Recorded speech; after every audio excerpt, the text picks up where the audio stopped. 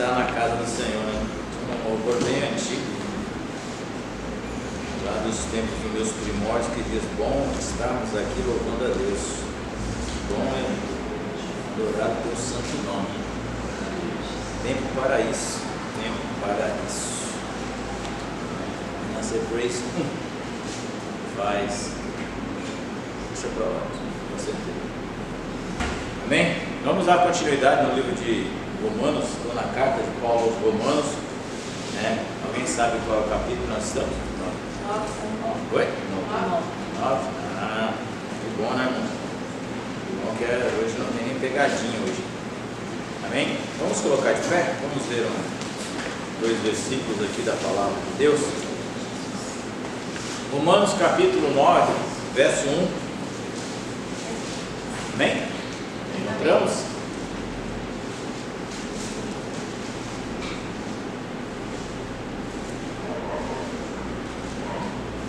Hoje eu estou com a minha Bíblia de estimação. Faz tempo que ela não vem para a casa de Deus. Hoje eu peguei ela e falei: hoje eu vou te levar.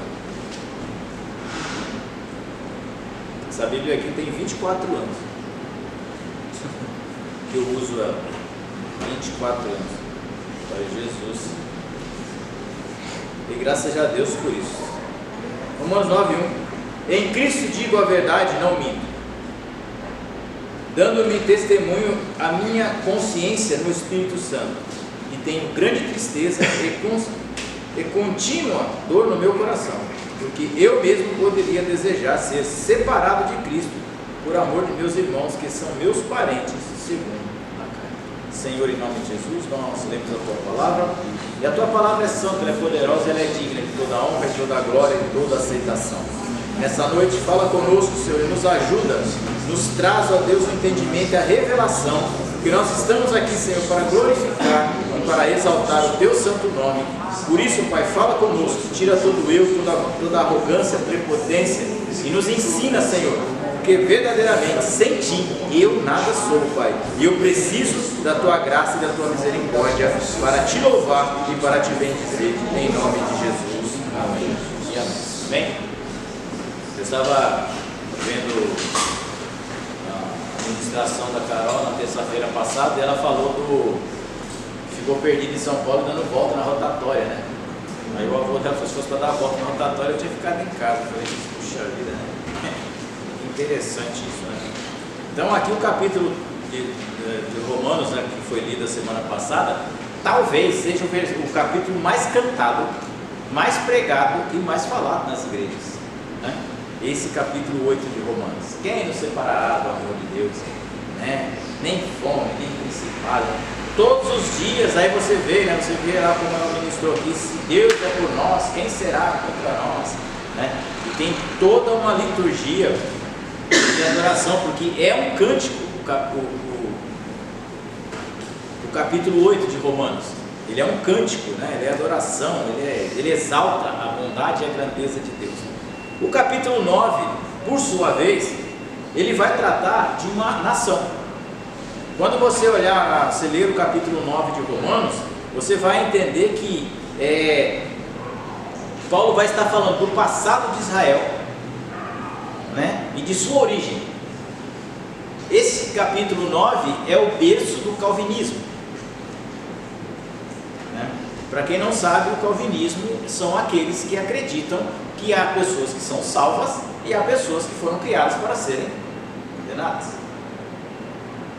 Então, toda a base teórica do calvinismo está no capítulo 9 de Romanos, porque Paulo vai dizer aqui, né: amei a Jacó e rejeitei a Esaú, e por aí vai, nós vamos chegar lá daqui a pouco, mas não é bem isso que está dizendo. O problema da leitura de Romanos capítulo 9 é que, se você não ler o livro de Romanos, você não vai entender o capítulo 9, porque ele não fala de um homem, ele não está falando de salvação individual, ele está falando de nação, escolhidos e rejeitados, bodes e ovelhas, joio e trigo. Não tem nada a ver com aquela pessoa: Deus, então Deus já pegou aquele cidadão, já colocou ele para sofrer, ele vai morrer sofrendo e ainda vai para o inferno, porque Deus gostou de fazer isso. Não, as suas atitudes diferenciam como Deus te trata. O pastor ministrou aqui essa semana passada que passou, ele disse, né, que Deus tem compromisso com quem tem compromisso com Ele, e isso é uma verdade, mas ninguém quer essa verdade para a gente. Nós gostamos muito, eu estava brincando na escola dominical aqui, nós gostamos muito de ouvir umas coisas na igreja e ficamos empolgados, mas quando a gente ouve algumas coisas, a gente fala assim, espera, isso é para mim? É para você, e é para mim. Então o que eu preciso é entender e compreender. Então quando você ouvir alguém falando assim, mas a pessoa foi destinada, aqui o capítulo 9 de Romanos não está falando de uma pessoa, ele está tratando de uma nação. É diferente, né? A nação, porque ele vai dizer aqui, nem todos que nasceram de Abraão são judeus. Por que ele fala isso, irmão? Se você pegar no capítulo, lá em Gênesis, no capítulo 20, 22, 23, 24, né, vai te contar a história de Isaac, vai contar a história de Abraão, lá do capítulo 12 até o 26, 28, você vai ouvir falar bastante nessa promessa. Por que Paulo aqui cita esses dois fatos? Ele está dizendo assim, olha, não é porque o cara nasceu, ou porque a pessoa nasceu de tal descendência, que ele é tal, porque ele não é. Aí ele cita o caso de Isaac, porque a promessa não está em Abraão, a promessa está em Isaac. Porque ele diz, e a tua mulher terás um filho, e este filho será pai de muitas nações. Porque se você parar para ler lá o contexto, lá você vai entender que quando Isaac nasceu, Abraão já tinha um filho. E pela lei daquele tempo, do tempo antigo, o filho mais velho tinha direito à herança. Como o pastor ministrou aqui domingo, a herança ela vai passar de pai para filho, mas o filho mais velho teria direito à maior parte da herança. Mas Deus fala, não é ele que vai dirigir, não é ele que vai ser o dono, vai ser uma grande nação. Os edomitas serão uma grande nação, mas eles servirão a Israel. Ele não está falando que Esaú serviria a Jacó, uma nação serviria a outra nação. E aí a gente começa a trazer isso e começa a trazer para o nosso individual, e faz as coisas, tem uma visão, interpretação, e a gente começa a procurar coisas que na realidade elas não existem. A Bíblia diz, o que você semear, você vai.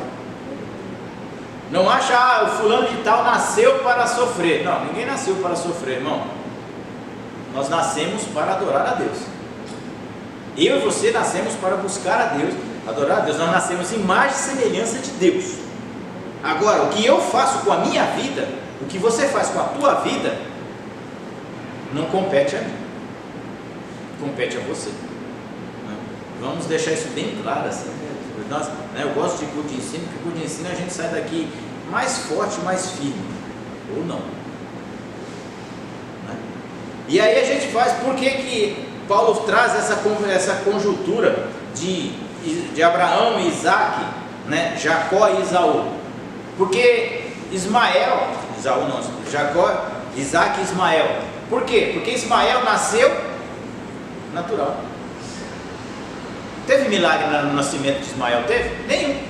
Abraão teve um relacionamento com Agar, a escrava egípcia. 9 meses apareceu quem? Ismael. Mas a promessa, Isaac é promessa. Deus tem aliança com promessa. A promessa foi para Isaac. Então se Isaac nasceu, a aliança é com a promessa. Assim como está a nossa promessa, está lá em Gênesis 3,15. Ferirás o calcanhar e ele esmagará a sua cabeça. Essa é a promessa que nós temos, né? Está falando, está tratando de Jesus Cristo para nossas vidas. Então, quando a gente fala dessas ideias, a gente cria um prognóstico que tem pessoas que não vão mudar. Você já tem alguém na sua família que fala, esse cara vai morrer desse jeito? Né? Todo mundo tem, irmão. Todo mundo tem alguém na família que é o... A gente não vai falar o lobo mau, né? Porque... Mas é uma ovelhinha problemática, né? É uma ovelhinha que a gente... Nem cerca com um choque elétrico segura aquela ovelha. Porque é terrível ela. Né? Eu mandei um vídeo para o pastor, eu falei, dizem que a ovelha é mansa. Tinha uma ovelha dando uma parte de cabeçada no pastor, jogando o pastor de perna para o ar. Eu falei, tá vendo? Ovelhas são mansas. É fácil lidar com ovelhas. É uma maravilha, irmãos. Não tem bicho melhor para se livrar, né? Para se livrar, às vezes. Quando a gente conversa desse assunto, a gente começa a tratar, e aí as pessoas pensam, nossa, vai ser uma coisa mais interessante, né? Mas se você não ler a carta de Romanos, se você não entender, você vai começar a fazer julgamento de pessoas. E é o que muita gente faz. Aquela pessoa vai para o inferno, aquela vai para o céu. Quem é que pode falar que a pessoa foi para o inferno ou foi para o céu? Só um. Porque lá no livro, acho que no finalzinho da Bíblia, lá em uma das cartas, lá ele diz, se você toma o lugar de juiz e julga, você não é. Você é logo o juiz. Você tomou o lugar do juiz. E eu duvido aqui se tem alguém que consiga tomar o lugar de Cristo. Por mais bonito que você seja, por mais simpático, charmoso que você não vai conseguir tomar o lugar de Cristo. Porque Cristo é mais charmoso que você. Cristo é mais bonito que você. Cristo é mais poderoso que você. Cristo é mais amável que você. Cristo ama mais do que você. E ama mais que eu. Quando eu falo você, estou incluindo aqui no bolo. Então, quando a gente trata desse assunto, você tem que entender. O capítulo 9 de Romanos não está excluindo pessoas, nem inserindo pessoas. Ele está o passado e a sua origem. A origem de Israel está em Isaac. A promessa foi feita para Abraão, mas a origem está em Isaac. Quando a mulher de Isaac estava grávida, e antes de nascer os dois filhos, tem duas nações dentro de ti. Já lá no ventre já estavam brigando entre eles, né? Coisa de família, né? E eles já estavam brigando entre si. E ele fala, o maior vai governar, vai ser dominado pelo menor. Por isso que às vezes a gente entende o seguinte, pensa comigo, se Deus tinha dado a promessa para a mulher de Isaac, por que ela resolveu ajudar a Deus?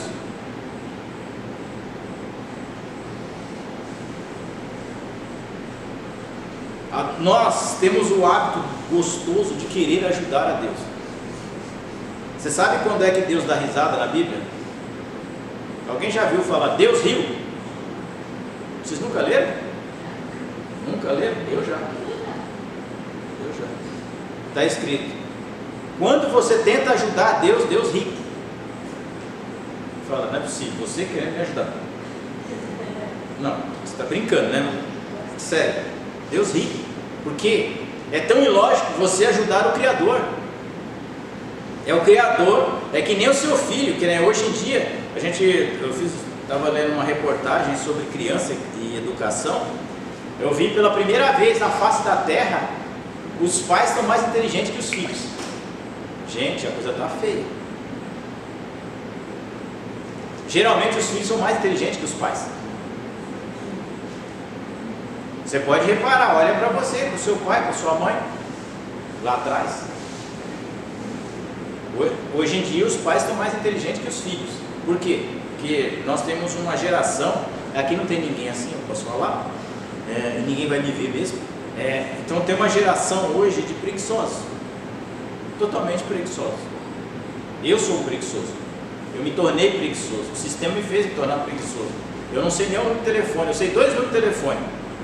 O meu e o da minha esposa. Porque se eu esquecer, eu apanho. O resto está tudo lá no celular. Um dia desse eu perdi meu celular, irmãos. Pensa no pânico. Não sabia nada. Não sabia telefone, não sabia nada, conta de banco, tudo lá no teu celular. Por quê? Ficou cômodo. Preciso comer. O que você faz? Antigamente você ia lá, cortava o pé de alface na hora, arrancava lá a mandioca, lá dentro, lá, puxava, tirava, fazia um chazinho com a pinceleira, Comia. Hoje em dia você quer comer, você faz o quê? E a comida vem na tua porta. E você se torna um preguiçoso. Eu me torno um preguiçoso. É erro nosso? É. Mas vai fazer o quê? Ah, mas é o mundo. Não, não é o mundo. Nós não podemos amar o mundo nem as coisas que o mundo oferece. Mas que pizza em casa é bom, é. Fazer o quê? É tentação, irmão. Você tem que lutar contra essa tentação. Pizza, comida. Mas o certo seria nós fazermos a nossa própria comida. E nós não comer, mas enfim, nós estamos vivendo uma geração bastante problemática. E o que é pior, nós temos pastores dizendo para você sair do chão. Canta, fala, sai do chão. Não, não é para sair do chão, tem que sair do pecado. Se você sair do chão, só você voar. Se eu não vou, então vamos parar com essa, né? Então vamos ser mais realistas para o nosso dia a dia. Voltando para o nosso capítulo 9 de Romanos, em Isaías 28:16, vamos dar uma lida lá. O que trata isso? O que Isaías 28:16 está falando?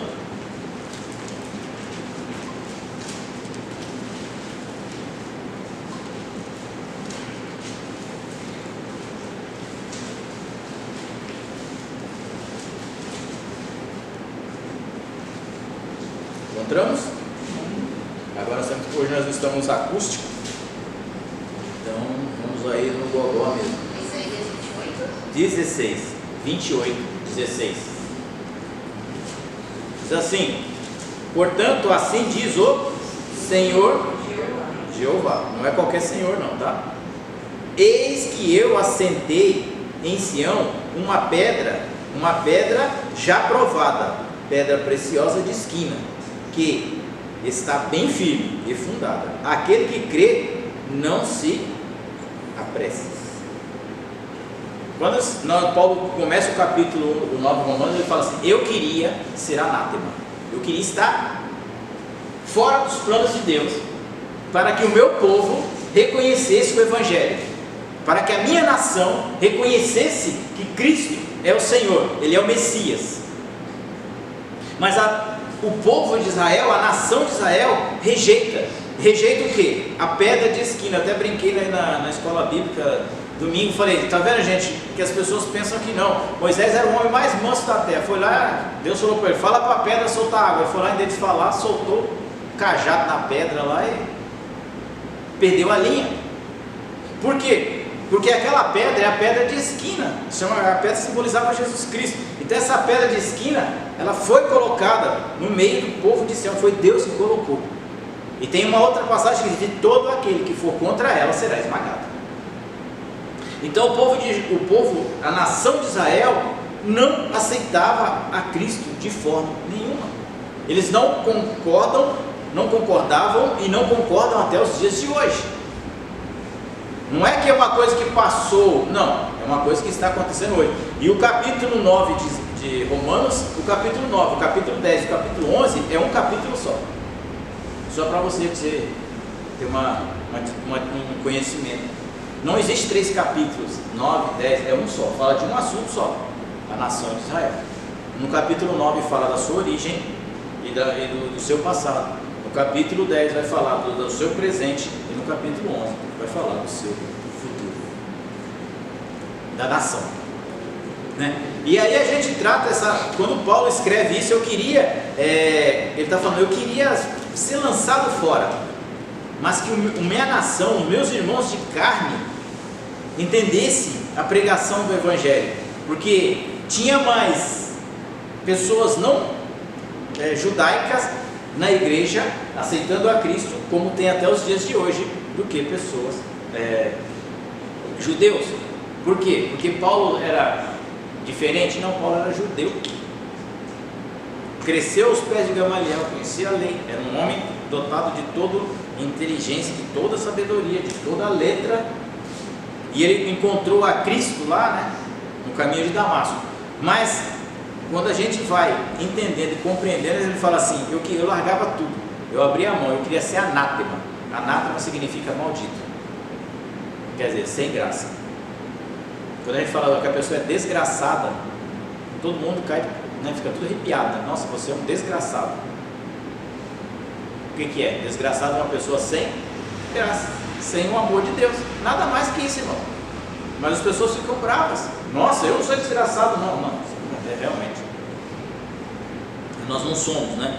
Então, quando é sem graça, então Paulo está falando assim: eu queria ser anátema, desde que o povo, a minha nação, meus irmãos, segundo a carne, aceitasse esse evangelho. Olha o amor de Paulo para a sua nação, para o seu povo, né? Mas, como diz, né, não sou eu que salvo as pessoas, nem você. Quem salva é Deus. Quando Deus fala assim, e estava preparado antes da fundação do mundo, por que estava preparado? Porque Deus, ele é onipresente. Quando a gente pergunta, às vezes as pessoas perguntam, por que Deus deixa a criança morrer?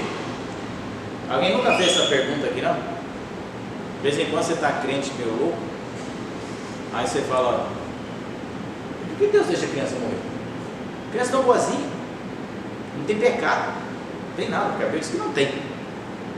E essa criança morre, uma criança com câncer. Alguém um dia, se você tiver oportunidade, vai no hospital do câncer, faça uma visita lá, se você tiver coragem. Porque eu vou te falar para você, você tem que ter muita coragem para ir ali, viu? E tem que ter chamado. Você vai ver coisas lá que você nunca mais vai esquecer na tua vida. Você vai dar glória a Deus todos os dias pelos olhos que você tem, e pelas pernas, e pelos braços, e por aí adiante. Então a gente pergunta, por que Deus deixa a pessoa morre daquela condição? Por que Deus fez isso? Se Deus sabia que Adão ia pecar, por que Ele criou Adão? Mas lá em Pedro está escrito, o sangue de Cristo já estava preparado antes da fundação do mundo. Antes da fundação do mundo. Não é agora, é antes. Porque Deus, ele está no começo, no início e no fim. Então é fácil que Deus saiba quem vai ser salvo? Você acha que Deus não sabe? Quem acha que Deus não sabe aqui, irmão? Se Ele é onipresente, Ele está no presente, está no passado, está no futuro. Então Ele está lá olhando para o Afonso, daqui a não sei quanto tempo. O Afonso, se ele continuar nesse caminho, ele vai ser salvo. Se eu continuar, até o fim. Mas Deus não sabe que eu serei salvo? Deus não sabe que amanhã você pode sair ali na esquina e tropicar e quebrar a unha? Sabe? Deus não sabe que você pode amanhã ficar milionário? Sabe? Mas, por que nós achamos que Ele não vai entender nós não vamos entender? Nós não entendemos porque nós não conseguimos entender a dinâmica de temporal. Atemporal, o tempo Kairos e o tempo Cronos. O tempo Cronos a gente delimita. Então 12 horas do relógio, você já sabe que já foi meio-dia, 24 horas já foi um dia. Eu estava reclamando um dia desse, estava todo mundo reclamando que janeiro teve 322 dias. Agora já tem gente reclamando que fevereiro passou rápido demais.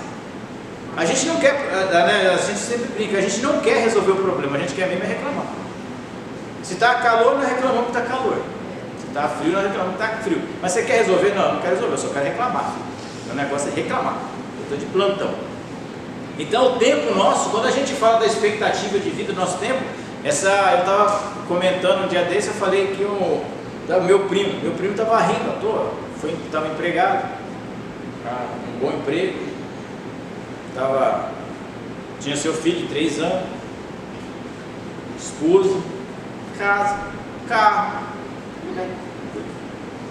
uma maravilha, até 10 dias atrás.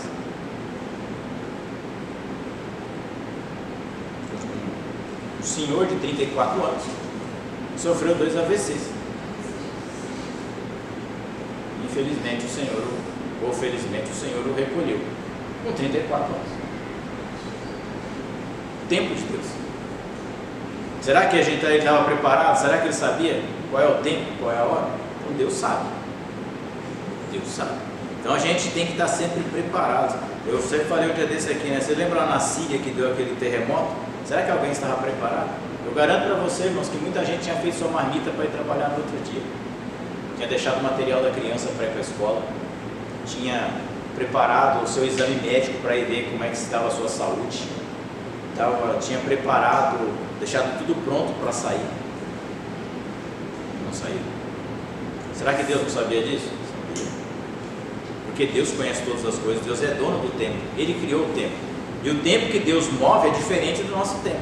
O nosso tempo é limitado. Eu só consigo enxergar até essa parede. Deus um pouco mais. E aí a gente, quando Deus começa a tratar Paulo começa a tratar aqui da origem dos judeus, você tem que entender o seguinte: por que ele está tratando disso? Quais são os privilégios do povo judeu? Porque o privilégio do povo judeu, eu diria assim, que os tornou um pouco arrogantes, de achar que a salvação era só deles e para eles. Eles não, de certa forma, não estavam no errado, mas a Bíblia diz que todo estrangeiro, ou escravo, ou servo, ou livre, que se adequasse à lei de Deus, também tinha parte no reino de Deus. Mas o judeu acha que não é bem assim, e se tornou arrogante. Isso acontece muitas vezes com nós, como cristãos, crentes.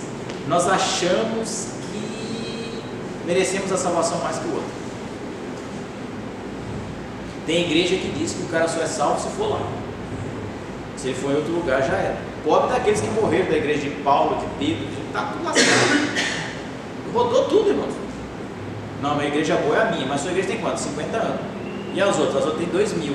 E aqueles que estão 2.000? Esse é o problema deles. Eu sei que hoje em dia só a minha salva. E eu sei que só Jesus salva. Só Cristo salva. Então, mas tem gente que se acha tão... Tem pessoas que se acham tão especiais que acabam se tornando arrogantes. Tem crente arrogante. Eu sou salvo, aleluia. E você, irmão? Ih, aquele lado aqui, coitado, chinela havaiana furada, não sabe nem falar, cara, vai pro céu não. Como que se o céu você precisava ser poliglota? O céu você precisa ser santo, só. E aí no capítulo 1, quais são os privilégios do judeu? Qual é o primeiro privilégio que o judeu tem, irmãos? O judeu tem o privilégio de ser adotado. Foi falado aqui de adoção. O que é uma adoção? A adoção é de alguém que não tem pai, ou que tem um pai e não tem condições de cuidar. Você não pega uma criança que tem um lar sustentado, né, estabilizado, né, tipo assim, eu vou adotar o filho do príncipe Harry. Vai adotar ele? Não vai. Eu vou adotar o filho de não sei, você não vai adotar. Por quê? Porque ele tem um pai, tem uma mãe, tem tudo estabilizado, né? Então o adotado é aquele que não tem pai em condições de cuidar. Quando Israel vai lá, vamos abrir lá, ver se é verdade isso mesmo. Êxodo 4:22, segundo livro da Bíblia.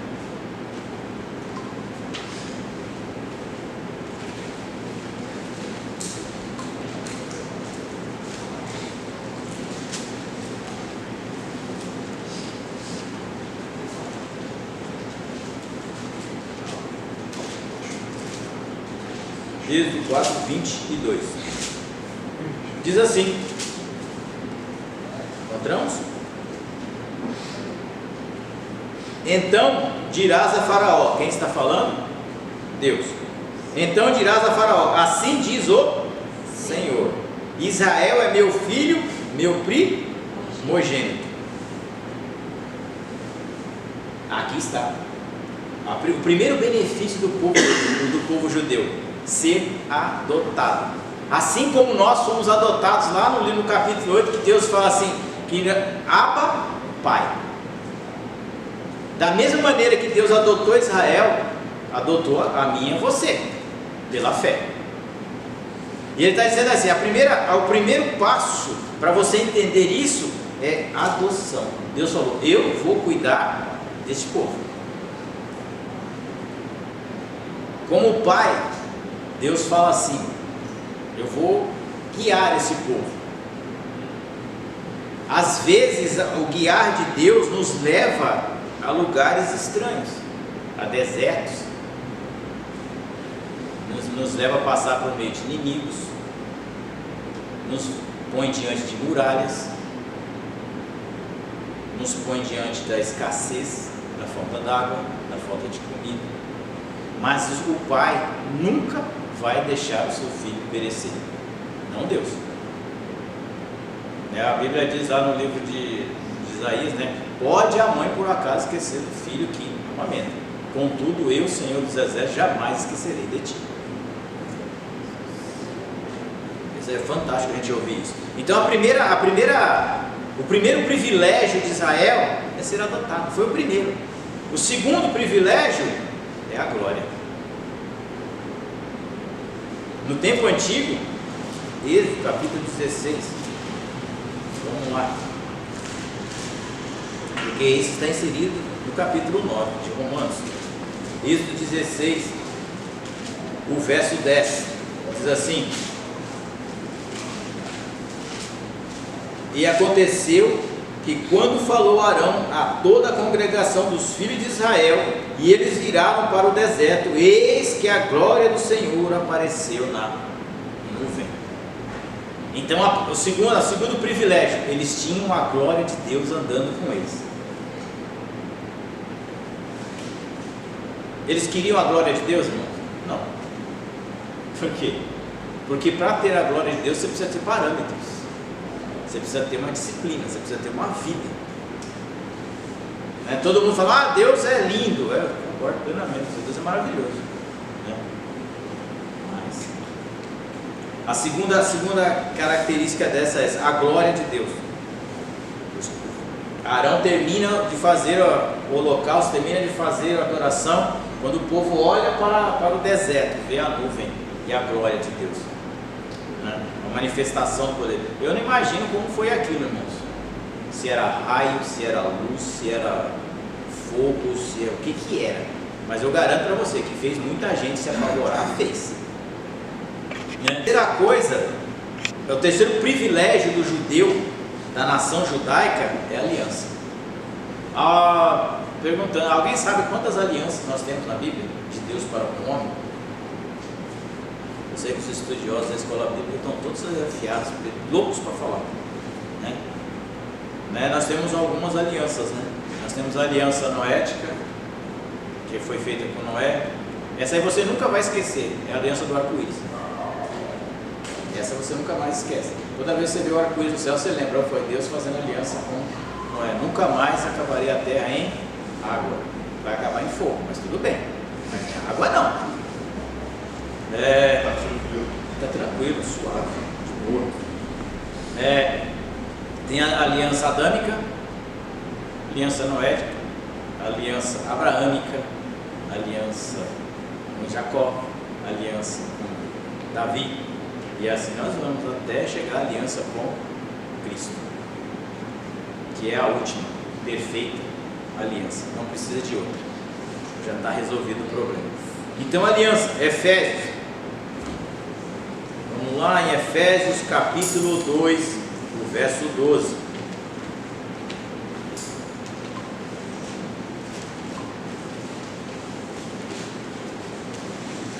Efésios, Colossenses, Efésios. Estou vindo de trás para frente, né? Amém? Efésios capítulo 2, verso 12. Diz assim, Efésios capítulo 2, versículo 12: que naquele tempo estáveis sem Cristo, separado da comunidade de Israel. Separado da onde? De Israel. Estranhos aos concertos da promessa, não tendo esperança e sem Deus no mundo. Mas agora em Cristo Jesus, vós que antes estáveis longe, já pelo sangue de Cristo chegastes perto, porque Ele é a nossa paz, o qual de ambos os povos fez um, derribando a parede de separação que estava no meio. Então aqui Paulo está trazendo assim, olha, você tem uma aliança. Hoje nós temos uma aliança com Cristo, a aliança de Israel, porque Israel já tinha essa aliança. 400 anos, 2000 anos atrás, essa aliança já estava para Israel. Aí Paulo está falando, vocês andavam perdidos pelo mundo, desraigados, loucos, soltos, sem Deus, tementes, malucos. Mas pelo sangue de Cristo vocês se aproximaram. Se aproximar do sangue pelo sangue de Cristo, né? Aí se você for lá em Colossenses, né? Colossenses, capítulo 1, você está em Efésios, só pulou uma folhinha, Filipenses, Colossenses, Colossenses, deixa eu ver o que eu notei aqui.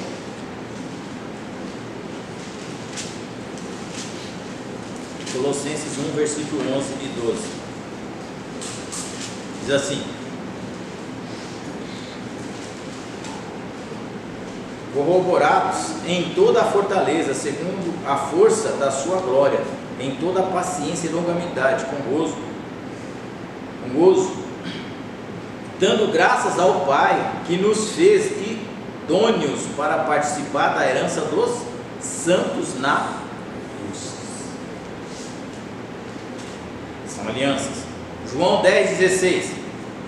João 10,16. Eu tenho outras ovelhas de outros apriscos, me convém buscá-las. João capítulo 10, verso 16. Quando a gente trata desses assuntos assim, a gente fala, nossa, essas alianças já estavam. Quer dizer, se tem outros apriscos, porque já tem um aprisco. Se eu tenho outros, é porque eu já tenho um. Você não fala, eu não tenho, eu tenho uma marmita, eu tenho outras marmitas. Eu tenho uma cesta básica, eu tenho outras cestas básicas, eu tenho outras pessoas para distribuir. Então, quando Jesus fala assim, eu tenho outros apriscos também. Quer dizer, eu tenho mais lugares para visitar. Eu já tenho os daqui, mas eu tenho outros que eu vou buscar, que é eu e você. Para a glória de Deus, né? Quando a gente trata de aliança, a gente trata de conserto. Porque a aliança, no caso de salvação da nossa vida, ela está relatada a conserto. Não existe aliança sem conserto. Quem é que casa sem conhecer? Só nos tempos antigos, ou nos países aí fora que o cara contrata a filha, faz uns dotes lá, não sei o que lá, e vende ela com 3 anos, ela já tem um marido, 5 anos ela tem um marido. Quando ela completa, sei lá, a idade de 15 anos, 12, sei lá, 13 anos, ela pega e vai para aquele marido. Ela nunca viu ele na vida dele. E ele também nunca viu, ou já viu, sei lá. E eles vão lá e se casam. Não sei se funciona, lá deve funcionar, porque esse negócio está lá até hoje, né? Aqui eu acho que não funcionaria, mas lá provavelmente deve funcionar. Então o que acontece? São casamentos, são aquelas coisas. Então, tipo assim, tem que ter uma aliança, tem que ter um vínculo, tem que ter um conserto. Não se tem como a gente ter uma aliança com uma pessoa se a gente não tem vínculo, se a gente não tem conserto. O que é conserto? Acerto. Você casa com alguém e aí você vai lá na sua casa. Quando chega na tua casa, você vai falar para aquela pessoa: eu não gosto que a toalha fique em cima da cama, molhada, claro. Eu não gosto de roupa fora do cesto. É para isso que tem aquele negócio com a boca desse tamanho para você colocar roupa lá dentro. Não é isso que acontece? Eu não gosto de comer esse tipo de comida. Eu não gosto que você faça tal coisa, ou assista tal programa. Aí você tem que conversar. O grande problema dos nossos dias de hoje é que nós não temos tempo para conversar com as nossas esposas, né? Ou com os nossos maridos, né? Os maridos e tal. A gente está sem tempo para isso. Mas se a gente quer um conceito de verdade no nosso casamento, a gente tem que ter esse tempo para conversar. As coisas se resolvem na conversa. Eu tenho que acertar a minha vida, né? Quando a gente fala de uma aliança com Deus, ele fala: ó, o negócio ali que eu tenho contigo. A aliança é estar preparado para guerra. Quando um país se une ao outro, faz uma aliança com o outro, a OTAN, por exemplo, né? Aliança dos Países do Norte, né? Que foi criada lá em 1945. Quando alguém ataca um país da OTAN, você ataca todos, porque eles têm uma aliança, têm um tratado. Assim é Deus. Quando mexe com um filho de Deus, você está mexendo com Deus. Porque Deus fala: esse povo é a menina dos meus olhos. Então Deus não quer que ninguém ponha o dedo no seu olho, de jeito nenhum. Alguém já tentou pôr o dedo no olho aqui? Oh, deixa eu ver seu olho aqui, se é verde mesmo. Você não vai fazer isso, né? Então, quando se trata de aliança, é um tratado, é uma conversa, é alinhamento, é aliados. Mas a aliança com Deus é diferente. Não foi você que foi atrás dela, foi Ele que foi atrás de você. Tipo assim, é o mais forte indo atrás do mais fraco. Eu estava fazendo uma analogia um dia desse lá no Hortifruti. Eu gosto dessas coisas, o pregador tem essas loucuras. Eu estava lá no Hortifruti, falei, eu estava lá escolhendo as frutas, né? Pega lá as maçãs, 2 maçãs, uma pera, sei lá, uma laranja. E eu estava pensando comigo, engraçado, quando eu vou no Hortifruti para comprar pera, qual é a fruta que eu procuro? Qual é? Mais bonita, né? Não é que nem aquela maçã que você põe ela dentro da sacolinha e chega em casa, parece que ela lutou a semana inteira, o UFC, tá tudo marrom, preto. Eu nunca vi, irmãos. É brincadeira, a gente brinca assim, eu nunca vi. Você pegar 4 peras, colocar ela dentro do saquinho, coloca dentro do carro. Lá no mercado ela fica verdinha, semana inteira, forever. Você bota ela dentro do saquinho, leva ela para tua casa. Quando você tira ela do saquinho, parece que ela levou uma surra. Você fala, deve ter brigado entre si dentro do saquinho, porque não é possível, né? Como acontece isso? E aí eu estava lá pensando comigo, eu falei, quando eu vou no mercado, quando eu vou no Hortifruti, eu procuro sempre as melhores frutas. Pego a melhor maçã, olho ela, procuro, vejo se não tem nenhuma manchinha, vejo se não tem nenhuma amassada, vejo se não tem nenhum podre, vejo se não tem nada. E é engraçado, porque quando Cristo olhou para mim, Ele olhou e viu exatamente isso. Não foi grande coisa não. E Ele fala assim, Ele escolheu você, Ele escolheu o podre. Ele não escolheu o da bonitão, de figo bonita. Ele escolheu a cesta de figo estragada. Eu estava fazendo uma analogia, eu falei, pô, você vê como nós somos diferentes? E é interessante, porque eu escolho a fruta pela sua beleza. Pode até estar ruim, às vezes eu comprei umas peras lá, essa coisa mais linda do mundo. Chegou em casa, as galinhas do irmão Pedro é que se deram bem. Estava horrível as peras, mas porque eu fui pela aparência. Então quando você pega Cristo não escolheu os melhores, Cristo escolheu os adoradores. Aqueles que têm problema, mas que precisam ser tratados. É esses que Deus escolheu, diferentemente de nós, né? O quarto privilégio do povo judeu chama-se lei, né? A lei mosaica, ela veio de quem? Moisés, lá no deserto. Os 10 mandamentos vieram de Moisés. Então o povo de Israel foi o primeiro povo a ter uma lei escrita, um código civil. A lei mosaica, ela é tanto a lei de ordenança espiritual, que está lá no cargo de Levítico, que tem lá o culto, a maneira de reverenciar, o que se pode, o que não se pode oferecer a Deus, assim também como tem a lei moral e a lei social, a lei de crimes, a lei do Código Civil. O Código Civil do judeu é o Pentateuco. Então lá está escrito, não matarás. Está dizendo assim, não cometa 157. Se cometeu, você vai morrer. Não roubarás, não matarás, não furtarás, não darás falso testemunho. E ele começa a trazer aquela extensão de leis que, se você infringir, alguma punição você terá. Algumas é apedrejamento, outras é surra, a outras é reclusão, enfim, cada lei com a sua pena. Então o segundo privilégio do povo judeu é a lei. Só que a lei por si só ela não salva. Eu já ministrei, falei isso aqui semana retrasada. A lei apenas aponta o seu pecado, o seu erro, e você tem que arcar com o erro que você cometeu. Então, tipo, passou no farol vermelho, multinha. Tem como você voltar atrás? A não ser que você esteja salvando alguém, correndo com ambulância, você deixa o seu carro salvando alguém, os teus 2 pisca-alerta funcionando, você tem que passar, depois você leva lá a documentação, o prontuário da pessoa, leva lá no Detran e fala, aquele dia no farol tal, eu passei porque eu estava em alta velocidade por causa disso. E aí, talvez eles reconsiderem, mas caso contrário, você vai pagar.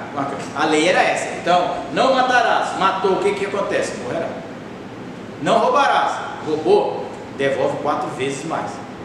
Quando você pega Zaqueu lá, irmão, que estava na figueira, e ele disse para as pessoas, olha, se eu defraudei alguém, fiscal do imposto de renda, se eu defraudei alguém, eu devolvo 4 vezes mais. Porque você acha que Zaqueu era bonzinho? Não, ele estava citando a lei de Moisés. Porque quem roubava as pessoas, se você roubava, tinha que devolver 4 vezes mais. Se você roubou o boi, a ovelha, devolva 4. Não é isso? Não, por que a ira de Davi se indignou lá contra o pobrezinho que matou a ovelha? Ele falou, esse homem é digno de morte. Não era digno de morte, você tinha que devolver a ovelha, 4 ovelhas por cara aqui. Mas Davi estava com problemas. Mas deixa para lá. Então, quando você pegar essa aí, teve a lei vai indicar o quê? O que você pode e o que você não pode. Mas a lei é enferma no sentido de salvação. Por que ela é enferma? Porque ela não consegue fazer você parar de pecar, nem desejar, como a Carol falou aqui. Todo mundo vai desejar o pecado, uma hora ou outra. Tem aquela música daquele cantor lá que canta, todo dia o pecado vem e chama. Às vezes chama, às vezes puxa, às vezes arrasta. Não é só chamar. Se fosse só chamar, você põe um fone no ouvido e põe a glória a Deus, aleluia. Não vou ouvir, não estou ouvindo, mas às vezes vem e arrasta. Então, a lei não faz isso. A graça te faz você resistir ao pecado. Porque Jesus fala, resistir ao diabo e ele fugirá de vós. Se é para resistir, é porque o diabo está perto. Você vai resistir, resista a fulano de tal, nunca vi na vida. Não, se tem resistência, se você tem que resistir, é porque ele está o tempo todo perto de você. Mas eu sou crente do manto. Pode ser do manto, pode ser do Charles, pode ser do paletó, do chapéu, pode ser do que você quiser. Ele está sempre lá. Pensa lá em Jesus. Quem é Jesus? Não. Jesus está lá, jejuando, 40 dias, igual você e eu fazemos. 40 dias de jejum. Oração no monte, igual eu e você. O diabo nem vai chegar perto de mim agora. Eu estou no azeite. Quem aparece lá? O nosso bom e velho bafo de enxofre. E aí, tá com fome? Nem pão aí, ó. Tá essas 3 pedrinhas aí? Pode transformar em pão e comer. Aí Jesus olha para ele, nem só de pão dirá o homem, mas sim de toda a palavra que será da boca de Deus. Satanás falou, pelo estômago já não deu para pegar ele. Vou tentar outra. E aí? Tá vendo lá o monte lá? Subiu lá no pináculo do templo, lá na ponta. Segundo os relatos históricos, tem mais ou menos 100 e poucos metros de altura. Falou, tá vendo lá embaixo? Lá? Pula. Está escrito, aos seus anjos dará ordem ao seu respeito e você nada vai acontecer. Aí Jesus olha para ele e fala, não tentarás ao Senhor teu Deus. Aí do último ele fala assim, também não deu para tentar ele, porque eu pensei que ele era super crente, ele ia voar. Não vai. Aí pega Jesus, põe lá de novo e fala, não, tá vendo o reino do mundo? Todos os reinos antigos. Então, isso aí tudo é meu. Satanás mentiu? Não. O mundo jaz do maligno. Isso aqui tudo é meu. Se você me prostrar e me adorar, passo para você. Se eu uso campeão. E Jesus olha para ele e fala, somente a Deus adorarás, prestarás culto. Sai, Satanás, vai. Vaza que aqui não é o teu lugar. Então Jesus está falando, orai e vigiai. Não é isso? Não. Vigiai e orai. Porque só orar não resolve não. Primeiro você vigia, depois você ora. Você não sabe onde você está orando. Quem vigia está atento, né? Às vezes eu trabalhava de segurança naquele hipermercado ali estamos encerrando. Umas cantareira ali, fazer esquina cantareira com o Tucuruvi, o antigo BIC, né? O hipermercado. Trabalhava de segurança à noite, irmão, CFTV. Pensa, 1h da manhã você olhando para 10 telas, 2h da manhã você estava olhando para 30 telas, 3h da manhã você não estava olhando para nada, você já estava em Nárnia, porque era um negócio assim, tipo assim, o Deus do sono vai te chamando, vem, toda hora, e aí você tinha que ficar andando, porque você não podia dormir, andava para lá, andava para cá, e você não podia dormir, não podia sair, e a salinha era do tamanho desse negócio aqui. Então era 12 horas ali dentro. 4h da manhã, quando dava 7h da manhã, eu falei, glória a Deus, Senhor, obrigado por me livrar desse calabouço. Agora eu entendo o que é, né? Mas era terrível, por quê? Porque a gente tinha que ficar lá. O quinto privilégio era o culto no tabernáculo. Irmãos, no deserto Deus criou um tabernáculo, falou para Moisés, vai lá e constrói. O tabernáculo não foi criado por homens, ao contrário do templo que foi feito por Davi, planejado por Davi, o tabernáculo não, o tabernáculo veio do céu. Então, o tabernáculo veio do céu e ele vai lá, você pega a madeira de acácia, que representa a cruz, você pega os pinos da rede de cobre, que representa os pregos que pregou Jesus na glória, você pega o ouro, que representa o reinado de Cristo, você pega a esmia, que representa a unção de Cristo, e aí vai, tem toda uma simbologia. Por isso que lá no livro de Hebreus diz, o tabernáculo era a sombra do que havia de vir. Fala assim, você tem o culto do tabernáculo, o tabernáculo ele foi criado por Deus, falou para Moisés, você faz assim, assim, assim, você põe a cortina assim, o tapete assim, a arca assim, os querubins, o altar, o sacerdote, tudo foi orientado por Deus. Ao templo, Davi que projetou, e a Bíblia diz que aquele templo de Davi vai descer. Vamos você ver a complexidade do negócio. Davi, a Bíblia diz que o templo que Davi construiu vai descer para Jerusalém e vão adorar e louvar o nome do Senhor em Jerusalém. No templo que Davi fez, vai descer do céu. Bom, isso é uma coisa que eu vou ver, em nome de Jesus. O culto, o povo judeu tinha um culto, uma adoração, uma liturgia, né? Os levitas, né, como a pastora ministrou aqui na palavra inicial, né, do rei Zedequias, que ele instituiu porteiros, ministros, levitas, sacerdotes, cada um na sua função. Irmão, você tem uma função no reino de Deus, pode procurar que você vai achar a tua. Você pode até não querer achar ela, você quer que o cara vai procurar emprego, o emprego está aqui, você vai para lá, não achei, é sua opção, mas que para cada um de nós tem uma oportunidade, tem um lugar no reino de Deus, tem. Então, o culto do tabernáculo, todas as vezes que se manifestava, que se fazia o culto, a presença de Deus se manifestava naquele lugar. Se você ler lá em 2 Crônicas, lá em 1 e 2 Crônicas, né?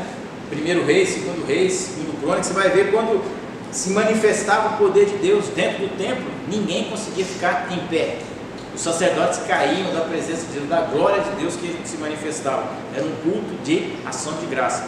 Então, nós hoje temos esse privilégio de estarmos aqui prestando um culto a Deus, porque nós não tínhamos e hoje nós temos. E para nós entendermos isso, encerrarmos a origem do povo de Israel, o último privilégio deles são os patriarcas e Cristo. Quem já leu a genealogia de Jesus, irmão? Quem consegue recitar a genealogia de Jesus? Nem vou me atrever. Mas se você pegar lá, ela tem uma genealogia. Começou em Adão, terminou em José. E aí a gente para pensar, mas por que a gente lê genealogia mesmo? Porque é um negócio tão sem graça, né? E fulano gerou ciclano, ciclano gerou beltrano, beltrano gerou não sei quem gerou não sei quem gerou não sei quem. Daqui a pouco você voltou para o mesmo de novo, não sabe quem é quem, se é pai, se é filho, se é neto, você volta, vai para frente. Você fala, por que eu tenho que ler isso? É porque um dia a sua genealogia vai estar sendo lida lá no céu. O Afonso fez isso, fez aquilo, fulano e tal, ter seu filho, blá, blá, blá. Por quê? Porque você vai ter uma genealogia, vai ter uma história. Todos nós teremos, em nome de Jesus, né? E os patriarcas, né, que são lá os 12, né? E desses patriarcas, Cristo, que é o nosso Senhor e Salvador, Redentor. Então, quando Paulo está dizendo isso aqui no livro de Romanos, no capítulo 9, e ele fala: pois diz Moisés, compadecer-me-ei de quem, né? De quem tem compromisso comigo. A meia Jacó, e aí ele vai trazendo toda uma liturgia de povo, de nação, não de gente. Não confunda isso. Não ache que a pessoa nasceu para ir para o inferno. Não, ninguém nasceu para ir para o inferno. É uma opção que só Deus pode mudar. É sua opção, sua escolha. Eu escolho ir para o inferno. Porque quando é que você escolhe ir para o inferno? Quando você escolhe não obedecer. Isso é escolha. Deus não põe arma na sua cabeça, né? Deus, o cara falou: mas eu venho pelo amor, venho pela dor. Não vai não. Isso aqui é uma escolha de vida. É uma maneira de você viver. Eu escolho a Deus, eu escolho Cristo, eu escolho ser salvo por Ele. E não porque eu sou bom, porque Ele me amou primeiro. Eu escolho Cristo na minha vida. Eu escolho o Espírito Santo me mudando todos os dias, porque todo dia eu tenho vontade de fazer aquilo que eu não posso, mas eu peço todos os dias para o Espírito Santo: Deus, muda o meu ser, faz de mim uma nova criatura, todos os dias, porque essa velha criatura não vai muito longe, irmão. Vai por mim? Não vai. Então, esses são os privilégios do povo, né? Para a gente entender e conhecer aqui, para a gente encerrar aqui, como está escrito: eis que eu ponho em Sião uma pedra de tropeço, porque nós lemos, né? Está aqui em Romanos, é o versículo 33, uma rocha de escândalo, que todo aquele que crê nela não será confundido. Então, Paulo está dizendo para o judeu: se você crê em Jesus, de maneira nenhuma você será confundido.